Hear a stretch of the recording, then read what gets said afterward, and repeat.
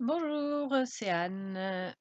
Dans notre série, Mieux vendre sur Etsy ou bien vendre, sur Etsy pour vendre vos créations en ligne, je voudrais parler aujourd'hui de la bonne manière de préparer vos images pour les télécharger sur votre boutique Etsy parce que entre la théorie et la pratique, il y a une petite subtilité que vous pouvez pas savoir si vous n'avez pas eu déjà en fait ce problème. Donc là, je suis dans l'aide d'Etsy sur la fiche exigence et meilleures pratiques pour les images dans votre boutique Etsy.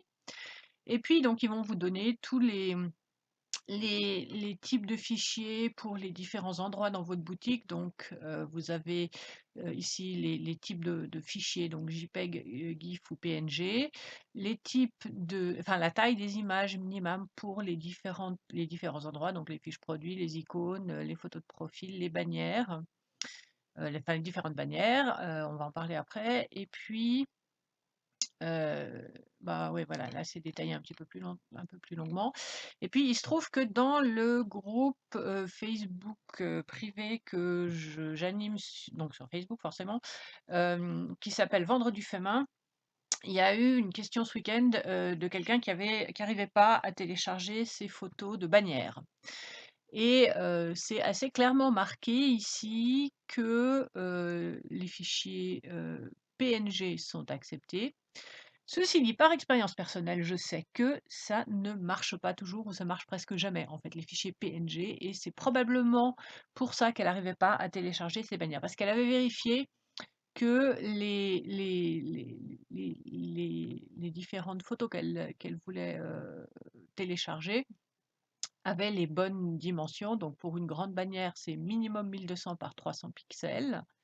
Et puis, pour une mini bannière, c'est minimum 1200 par 160 pixels. Mais c'était des formats PNG et souvent quand vous enregistrez les formats PNG, vous ne le savez pas forcément, hein, enfin, vous vous en rendez-vous pas forcément compte, c'est ça que je veux dire, ça dépend comment le fichier a été créé. Mais dans un fichier PNG, il y a des zones transparentes. Or, Etsy ne sait pas gérer les zones transparentes. Donc, du coup, quand vous essayez de télécharger une image une zone transparente, donc au fichier, au format PNG, l'image ne s'affiche pas ou ne s'affiche pas correctement ou les zones transparentes sont noires. Moi, j'ai déjà eu plein de problèmes avec ça. C'est pas clairement marqué enfin, si, en fait, c'est clairement marqué ici, sauf que vous savez rarement s'il y a vraiment des images transparentes. Enfin, ça dépend vraiment, il faut vraiment savoir exactement ce qu'on fait pour savoir si vous êtes, comment dire? Graphiste, vous savez, mais sinon, vous faites pas forcément attention. Donc, vous voyez ici, c'est marqué donc les GIFs animés, ça oublié et les fichiers PNG transparents ne sont pas pris en charge. Or, la plupart des PNG que vous allez créer avec des plateformes externes, du style, je sais pas, Canva ou des choses comme ça, elles vont avoir des parties transparentes et vous le saurez pas. Du coup, Etsy ne va pas pouvoir les, charger et c'est probablement ça qui fait qu'elle n'arrivait pas à charger ses images alors qu'elle avait les bons formats. Donc c'est une petite subtilité, il faut bien lire toutes les lignes, si vous regardez, la télé, lisez bien la recette, voilà, vous savez de quoi je parle. Hem, la plupart des informations sont là-dedans. Je reconnais qu'ici c'est pas hyper détaillé et ça ne vous parle pas forcément si vous n'êtes pas graphiste, vous n'avez pas une bonne, connaissance des différents formats d'images. Mais en l'occurrence, je crois que c'était vraiment ça.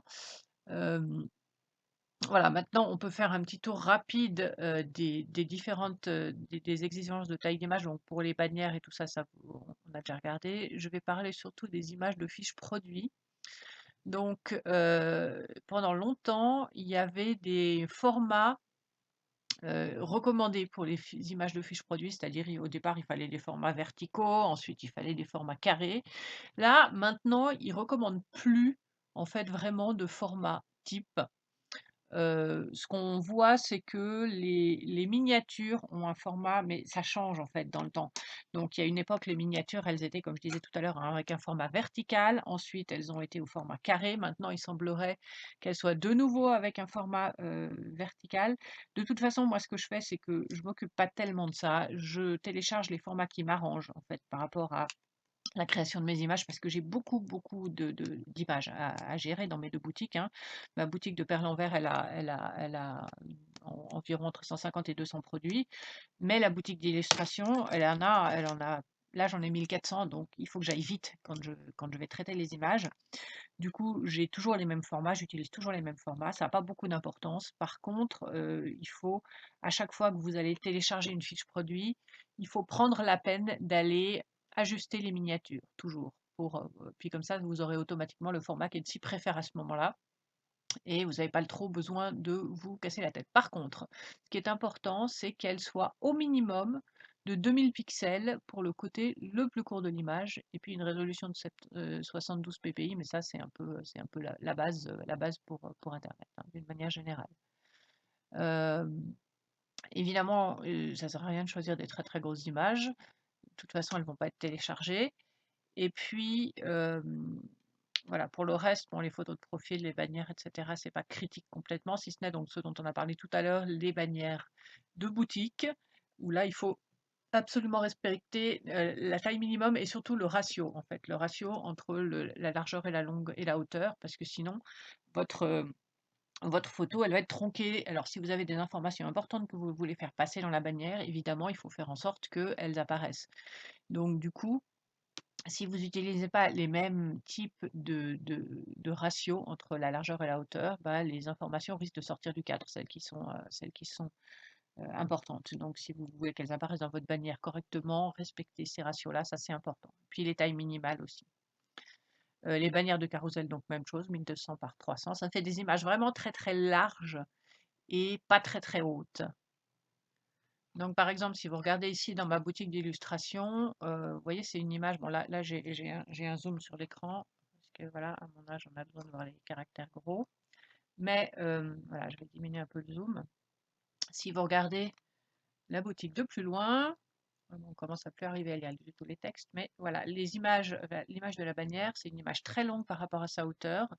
Donc, du coup, toutes ces informations ici importantes pour moi, où je veux qu'elles apparaissent sur la bannière de la boutique, ben, il faut absolument qu'elles soient assez hautes et assez pas cachées en haut et en bas de l'image. Donc, en fait, j'ai vraiment créé une image qui fait le bon format avant de la télécharger.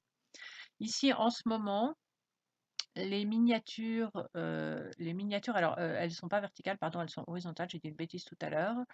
Elles sont horizontales. Ici, vous voyez que ce côté-là est plus grand que celui-ci, là.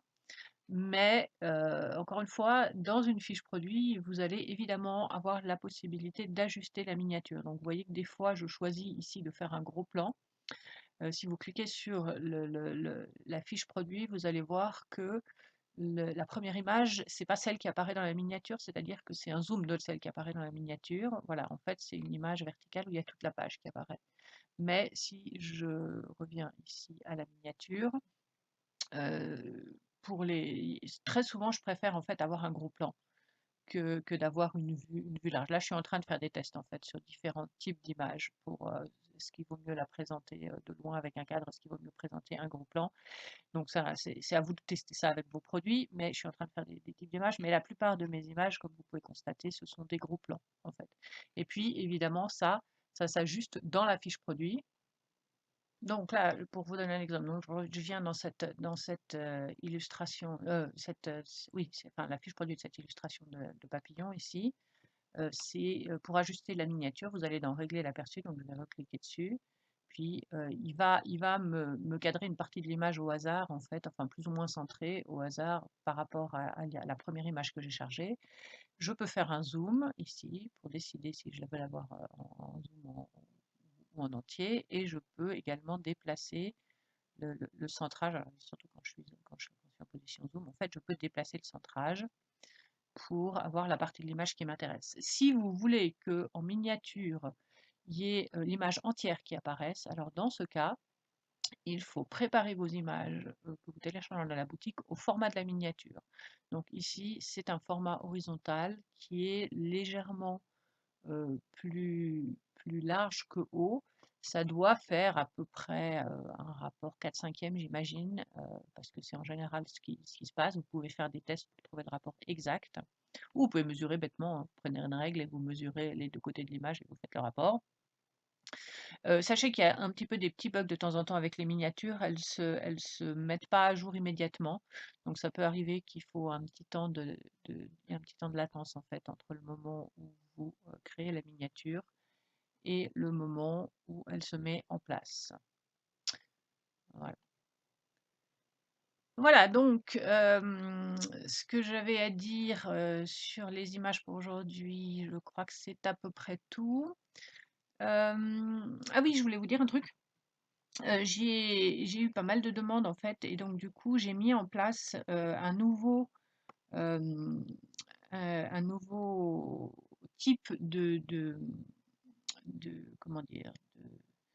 De coaching Etsy. Donc il y a toujours sur mon site, dont vous trouverez le lien sous cette description, la possibilité d'avoir une analyse complète de boutique qui sont des analyses longues, qui sont par vidéo, qui durent plusieurs heures, où j'analyse vraiment tous les aspects de votre business. Mais il y a aussi maintenant la possibilité d'avoir une consultation rapide, c'est-à-dire des consultations de 30 minutes. Vous trouverez également le lien donc sous cette vidéo pour avoir un avis sur un aspect précis de votre boutique.